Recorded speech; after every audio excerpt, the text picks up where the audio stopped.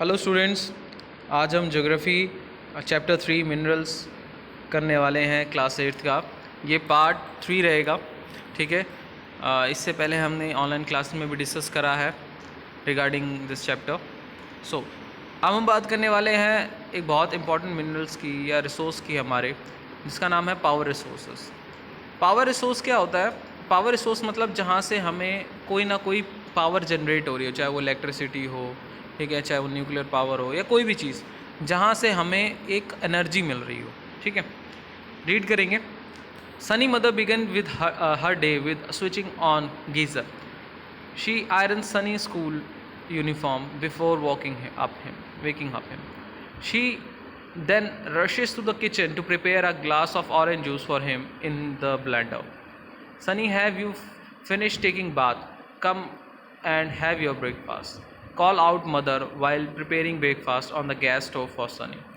While going to school, Sunny forget to switch off lights and fan. When mother switch off, she thinks that life in the cities may be more comfortable, but it's dependency on more and more gadgets, all of which consume energy, has to be led wide gap between the demand and supply.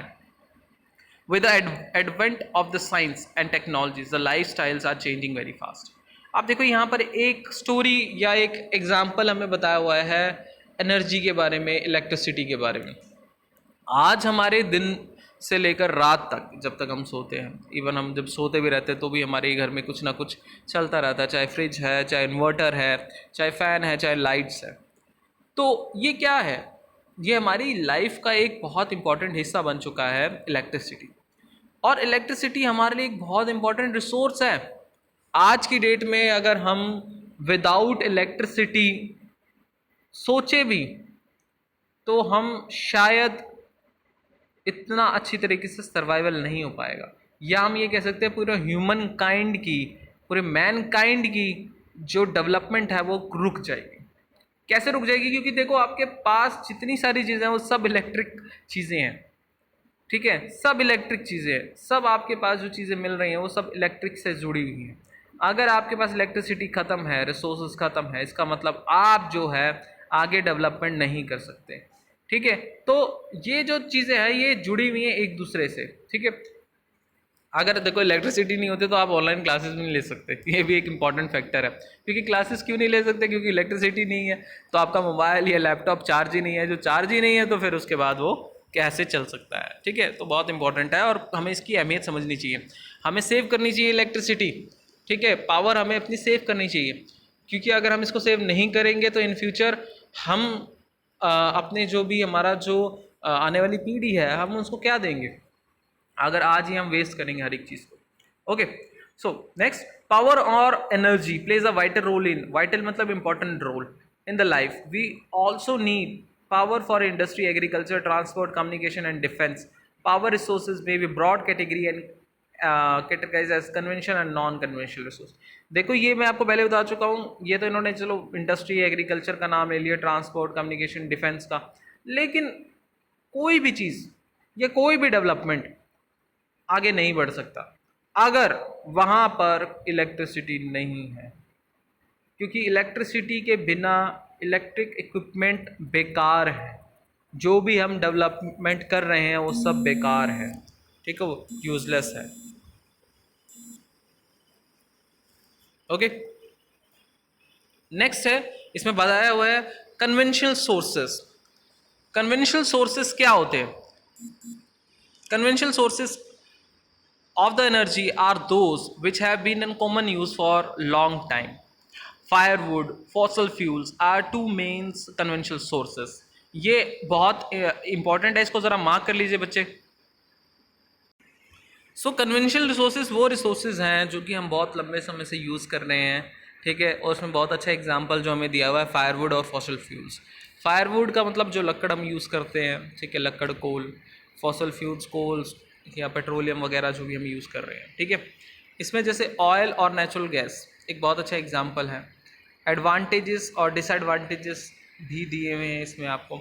चलो पहले ये हम बाद में करते हैं, या तो एक बार इसको समझ लेते हैं। ठीक है, अब ये फिगर को देखो ज़रा, ऑयल और नेचुरल गैस। ऑयल और नेचुरल गैस दोनों ही एक बहुत इंपॉर्टेंट पार्ट हैं आपके फॉसल फ्यूल्स के, या हम कह सकते हैं कच्चा तेल का, ठीक है।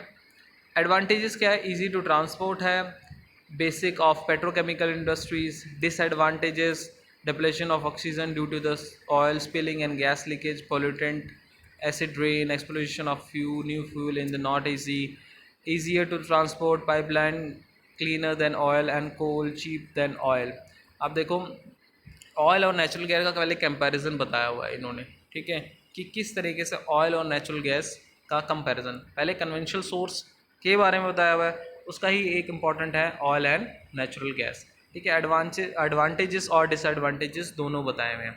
फायरवुड, कोल के एडवांटेजेस और डिसएडवांटेजेस बताए हुए हैं। देखो वैसे तो आपको ईजिली पढ़ के भी समझ आ जाएगा, लेकिन मैं बता दूं कि फायरवुड और कोल ये, या ऑयल, नेचुरल गैस भी, हम ये सारी की सारी ऐसी रिसोर्सेज हैं जो कि एक टाइम पे एक्सटेंड हो जाएंगे, ठीक है। तो आपने इनके डिसएडवांटेजेस के तौर पे ये एक फैक्टर रखना है, ठीक है। फायरवुड के बारे में आप अच्छी तरह जानते हैं, जो लकड़ से आग जलाई जाती है, ठीक है। अब ये पोल्यूशन बहुत करता है, इसका डिसएडवांटेजेस है। इन्वामेंट को इफ़ेक्ट बहुत ज़्यादा करता है, पेड़ काटने पड़ते हैं हमें, ठीक है। एडवांटेजेस यही है, इजीली मिल जाता है हमें, ठीक है, और लार्ज नंबर ऑफ़ पीपल के पास ये अवेलेबिलिटी है इजीली, ठीक है। एनर्जी काफ़ी अच्छी प्रोवाइड करता है, क्योंकि पहले के टाइम पर आपका जो भी खाना वगैरह बनते थे वो गैस पे नहीं बना करते थे, वो सिर्फ़ और सिर्फ बना करते थे लकड़ पे, या जो हमारे यहाँ कंडे यूज़ करते हैं विलेजेस में, ठीक है, उसके ऊपर गोस्से जिसे हम बोलते हैं, ठीक है, उसके ऊपर खाना बनता था, या लकड़ के ऊपर या कोयले के ऊपर बनाना बनता था, ठीक है। तो पोल्यूशन काफ़ी ज़्यादा करती थी, ये अब बहुत कम हो चुका है इसका यूसेज, क्योंकि धीरे धीरे अब हम LPG लिक्विड पेट्रोलियम गैस के ऊपर शिफ्टेड हो चुके हैं, ठीक है। हमारे सबके घर पे गैसेस हैं, तो उसकी वजह से हम अपना खाना कुक कर लेते हैं बहुत ईजिली। अब तो इलेक्ट्रिक आ गया है, ठीक है, ओवन है हमारे पास, इलेक्ट्रिक गैस है, मतलब काफ़ी सारे ऑप्शंस आ चुके हैं। उसके बाद कोल आ जाता है। कोल क्या है? Extensively available efficient conversion of electricity, easily मिल जाता है हमें, ठीक है। और इलेक्ट्रिसिटी बनाने में कोल आज भी बहुत ज़्यादा यूटिलाइज होता है। पोल्यूशन, ये सेम पोल्यूशन है, और बल्कि होता है, बल्कि मतलब बहुत बड़े बड़े साइज़ में होता है, ठीक है। हैवी काफ़ी ज़्यादा होता है, तो ट्रांसपोर्ट में दिक्कत आती है।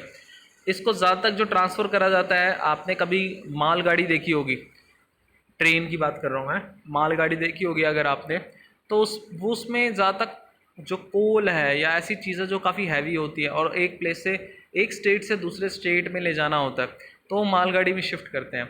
और जो कोयल के रिसोर्सेज होते हैं उनके पास स्टेशंस होते हैं, ताकि वहाँ ट्रेन आए और उसमें भरे वो, और उसको एक प्लेस से दूसरे प्लेस, और सस्ता भी पड़ता है ट्रेन से, क्योंकि अगर हम इतना हैवी किसी और साधन से लेके जाएं, ट्रक वगैरह बहुत महंगे पड़ेंगे हमें, ठीक है। ट्रेन ही हमें थोड़ा चीप पड़ता है, एरोप्लेन वगैरह में ये आते नहीं है, ठीक है।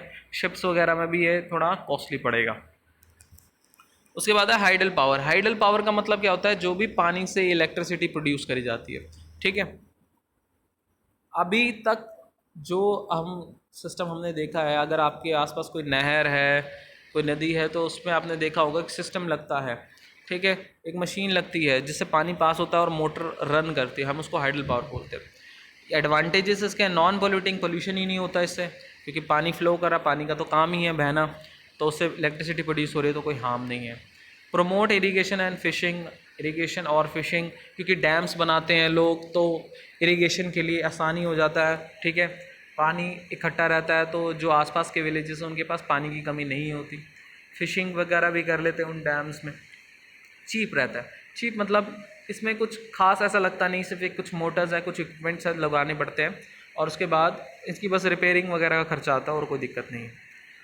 डिसएडवांटेजेस क्या है? Placement of the local community, ये एक मेजर डिसएडवांटेजेस है, क्योंकि मान लीजिए कि मैं करनाल की बात करता हूँ, करनाल में अगर नहर है रामनगर के पास, ठीक है, रामनगर के पास एक नहर है, अगर हम कहते हैं वहाँ पर एक डैम बनाना है, हाइडल पावर एनर्जी का सिस्टम वहाँ पर एक क्रिएट करना है, तो उसके लिए हमें बहुत बड़ा एक डैम क्रिएट करना पड़ेगा, और पीछे जो भी ज़मीन है, जो भी आसपास के लोग हैं जो वहाँ रहते हैं, उनको वहाँ से शिफ्ट करना पड़ेगा, तो उसको हम बोलते हैं डिस्प्लेसमेंट ऑफ लोकल कम्युनिटीज़, मतलब वहाँ के लोगों को वहाँ से हटाना पड़ेगा, क्योंकि डैम बनाने के लिए काफ़ी लंबी स्पेस चाहिए होती है। दूसरी चीज़, जब वो पानी निकलता है डैम से तो बहुत प्रेशर में होता है, आसपास के एरियाज़ कभी कभार डूब भी जाते हैं। जिससे अब बारिश का सीज़न है तो काफ़ी ज़्यादा वहाँ बाढ़ की हालात भी पैदा हो जाते हैं।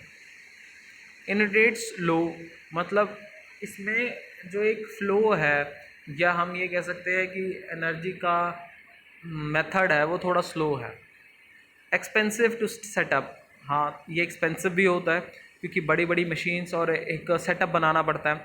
अब एक डैम बनाने में अरबों रुपए का खर्चा आता है, ठीक है। एक डैम बनाने का लिए बहुत बड़ी ज़मीन एक्वायर करनी पड़ेगी, उसमें पूरा एक ऐसा सिस्टम बनाना पड़ेगा कि पानी अच्छी तरीके से वहाँ पर कंज्यूम हो पाए, सेफली वहाँ पर रहे, ठीक है, आसपास लीकेज ना हो। तो सेटअप मुश्किल बनता है इसका, ठीक है। फिर मशीन्स भी हैं, तो ये सारा कुछ थोड़ा महंगा खर्चा हो जाता है। तो ये है आपका कन्वेंशनल सोर्स ऑफ एनर्जी का कुछ पॉइंट्स। Wait a minute.